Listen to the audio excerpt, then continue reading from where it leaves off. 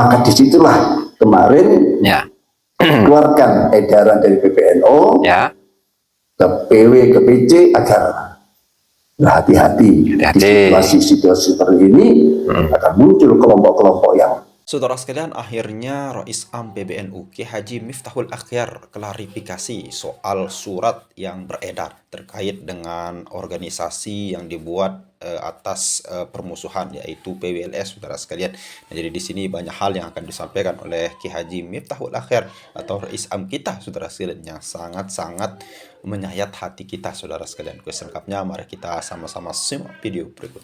Silakan. Assalamualaikum warahmatullahi wabarakatuh. Salam sejahtera untuk kita semua. Salam sejahtera untuk seluruh saudara-saudaraku sebangsa dan setanah air, dari Sabang sampai Merauke, dari Miangas hingga Pulau Rote. Alhamdulillah. Di hari ini ada satu hal yang menarik yang disampaikan oleh Rais Am PBNU Kiai Haji Miftahul Akhyar, di mana dalam ceramahnya itu beliau mengulas sedikit mengulas tentang surat edaran yang beberapa waktu lalu diedarkan oleh PBNU kepada seluruh pengurus NU Nahdlatul Ulama dari berbagai tingkatan, baik itu PB, PW, PC, MWC, ranting sampai anak ranting, dan juga seluruh Banom NU. Dan tentu pada poin yang keempat itu adalah satu poin yang paling menarik di antara poin-poin yang lainnya terkait dengan PWILS, bahwa PWILS ini atau para kader-kader Nahdlatul Ulama itu tidak boleh untuk mengikuti atau berperan aktif di sebuah organisasi yang memang sengaja dibuat untuk permusuhan atau organisasi yang berlawanan, bertentangan dengannya. Tentu berbagai macam penafsiran, berbagai macam interpretasi mengenai surat edaran tersebut.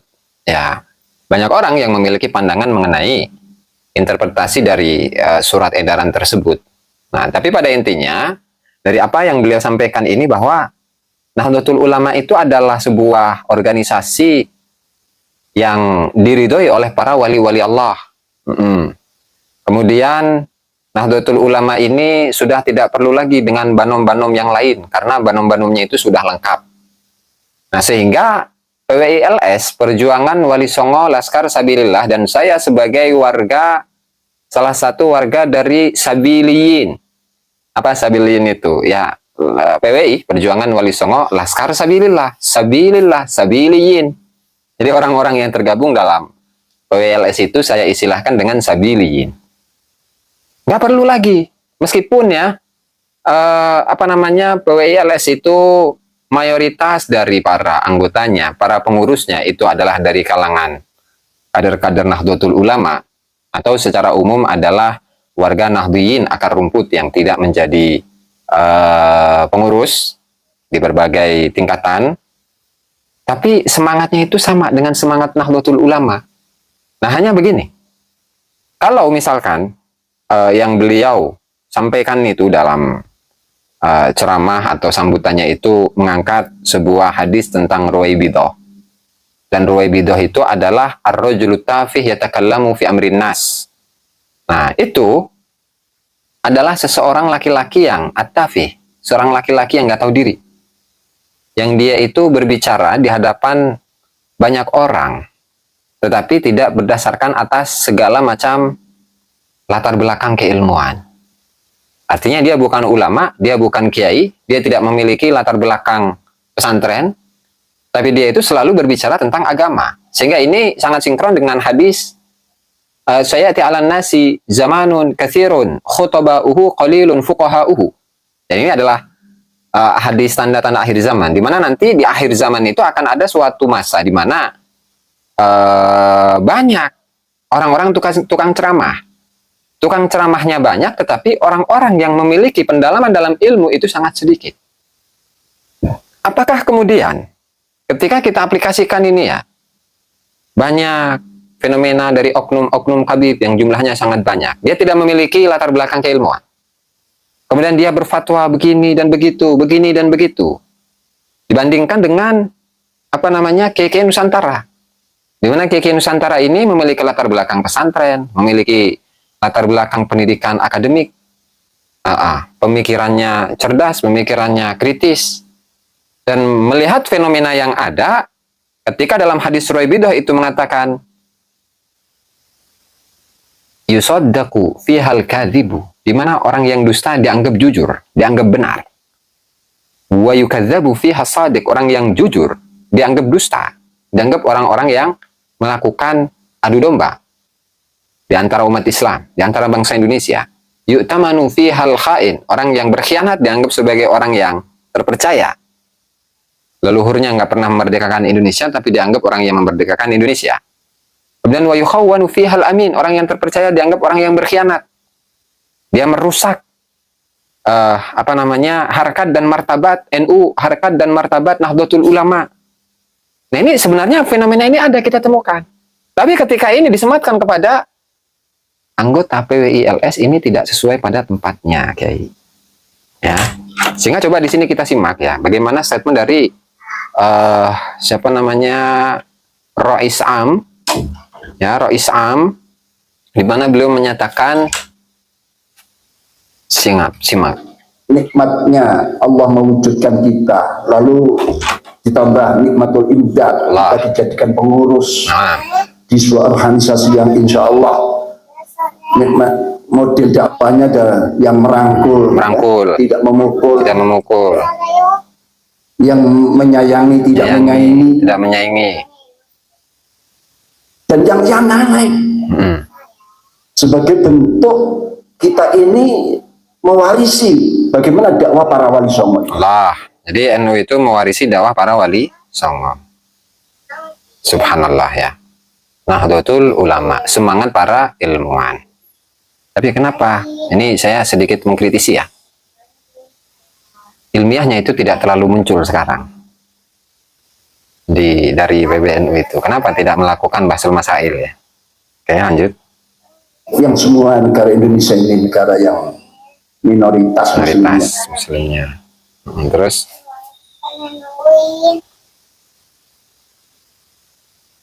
menjadi minoritas muslimnya, berbalik menjadi mayoritas.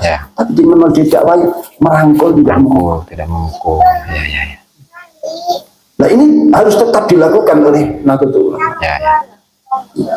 Bukan suka mencela orang, menghina orang.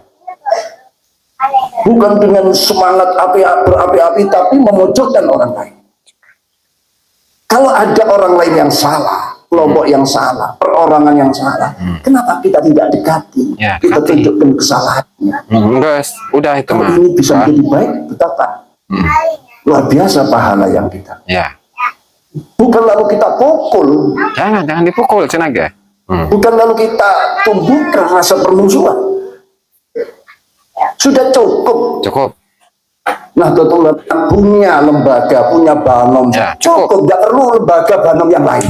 Jadi PWI-LS memang bukan banom, bukan badan otonom PBNU, bukan ya. PWI-LS bukan, dan tidak pernah menawarkan agar PWI-LS ini menjadi banomnya PBNU. Tapi setidaknya PWI-LS itu mengawal PBNU ya, mengawal NU untuk meluruskan akidah-akidah yang sesat, doktrin-doktrin yang sesat, nasab yang palsu diluruskan. Begitu kalau PWI-LS mah ya.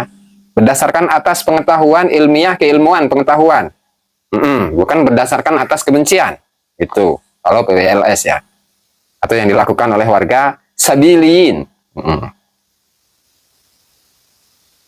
Maka disitulah kemarin keluarkan edaran dari PBNU ke PW, ke PC agar hati-hati di situasi seperti ini akan muncul kelompok-kelompok yang dakwahnya sih ingin melaksanakan, ya katakan memperjuangkan Islam lah. Cuman prakteknya jauh daripada model-model cara-cara. Ini karena apa? Sebagai bentuk jadi ketika saya dakwah gitu ya, kalau dakwah saya kan di YouTube, ketika saya buka kajian-kajian tasawuf, kajian tafsir, kemudian meluruskan sejarah, meluruskan doktrin-doktrin sesat, apakah itu salah? Dan apakah itu dianggap sebagai mengajak permusuhan, menyudutkan dan sebagainya? Nggak ngerti saya mah. Dan teman-teman netizen ini, para sahabat-sahabat saya ini barangkali sudah bisa menilainya sendiri ya. Jelas.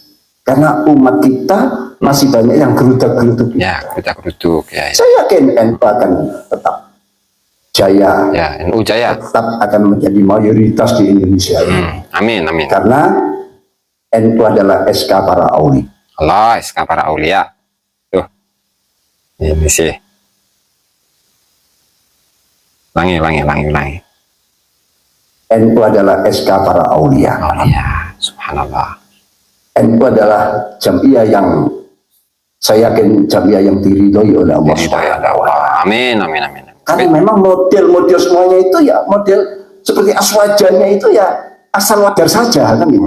Asal wajar Di saja. samping aswaja singkatan ahli sunnah wal jamaah, aswaja merupakan singkatan asal wajar saja. Oh, asal wajar saja. Yang wajar itulah kita. Wajar. Yang wajar itu yang seimbang itu. Yang wajar itu yang ada real yang benar itu. Track yang benar itu. Track yang benar. Ini nikmat dari Allah, Nikmat anugerah dari dari Allah Subhanahu wa Ta'ala. Para hadirin hadirat rupanya sudah mulai di Surabaya itu memang tidak boleh lama-lama. Tidak boleh lama-lama. Sudah mulai tampak kepayahan mungkin untuk persiapan sebuah resepsi yang menggemparkan ini ya. Kami tidak memperpanjang, cuman mari sikap sam'an wa ta'atan atau sami'na wa ta'ana tegak lurus Lurus. kepada pimpinan yang tertinggi. Ya. Sama natatan. Dari anak ranting ke ranting, ranting ke MBC, MBC ke PC, PC ke PW, PW ke PB. Selama itu dalam kebenaran. Ya. Selama itu dalam kebenaran. Saya yakin apapun keputusan yang diterima oleh PW, PC sampai anak ranting dari PBNU melalui pertemuan rapat, ya kita punya UKK yang hampir tidak pernah istirahat mempelajari, ya mentelengilah apa-apa yang akan dibuat, diketik, diedarkan. Ya. Itu semua melalui sebuah, ya tentu selama kita sebagai manusia tentu ada kekurangan-kekurangan. Nah, itu ya. Ya, teman-teman bisa menyimpulkan sendiri. Jadi ini sepertinya merupakan salah satu dari upaya untuk mengklarifikasi surat edaran yang beberapa waktu lalu diedarkan oleh PBNU kepada seluruh pengurus-pengurus NU dari berbagai tingkatan, dan juga kepada seluruh kader-kader NU dan kepada seluruh pengurus dari Banom-Banom NU. Dan silahkan simpulkan sendiri. Allahumma fiq ila aqwamit thoriq. Assalamualaikum warahmatullahi wabarakatuh. Oke saudara sekalian, itu ya tadi penyampaian dari Kiai Haji Miftahul Akhyar. Di sini ada dua garis besar yang harus sama-sama kita bahas pada kali ini saudara sekalian. Yang pertama yaitu yang disampaikan oleh Kiai Haji Miftahul Akhyar, yaitu ketika ada orang yang berapi-api menyemangati, berceramah berapi-api, ya tidak lain ya maksudnya Gus Abbas atau Kiai Haji Imaduddin, namun memojokkan seseorang, bukan berdakwah dengan cara yang baik-baik saudara sekalian. Nah ini framing-framing yang seperti ini yang tidak boleh dikeluarkan oleh pengurus PBNU saudara sekalian, dimana ketika diingatkan oleh Kiai Haji Imaduddin, ya kalau retorika dakwah itu ya bagaimanapun caranya orang supaya orang cepat mengerti, lalu kemudian perhatiannya terfokus kepada orang yang berbicara saudara sekalian. Ya kalau seperti itu Rizik Syihab pun dan Bahar Smith pun berapi-api, bahkan sampai mencaci maki saudara sekalian. Kenapa Rois Am tidak memperingatinya saudara sekalian? Nah di sini bisa kita bilang PBNU terpojok dengan apa yang dilakukan oleh Kiai Haji Imaduddin dan kawan-kawan saudara sekalian. Dan yang kedua yang disampaikan oleh Kiai Haji Miftahul Akhyar atau Rois Am PBNU saudara sekalian, di mana PBNU tidak memerlukan banom-banom yang lain. Ya ini jelas maksudnya PWLS yang sedang viral saudara sekalian.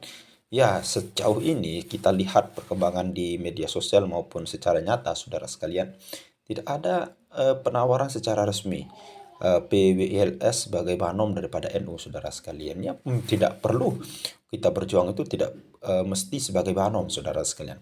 Biarkan warga Nahdien, masyarakat yang menilai bagaimana PWLS ini Di setiap titik itu ada PBLS-nya, saudara sekalian. Dan siapapun yang bernaung kepada PBLS akan merasa aman, saudara sekalian. Ya, bisa kita bilang meskipun tidak diakui oleh PBNU, ya, tidak diakui PBLS ini, ya, kita berjuang bukan untuk berjuang itu bukan semata-mata sebagai bagian dari PBNU, saudara sekalian. Oke, mungkin hanya itu saja yang bisa kita sampaikan. Mudah-mudahan bermanfaat. Sekian. Assalamualaikum warahmatullahi wabarakatuh.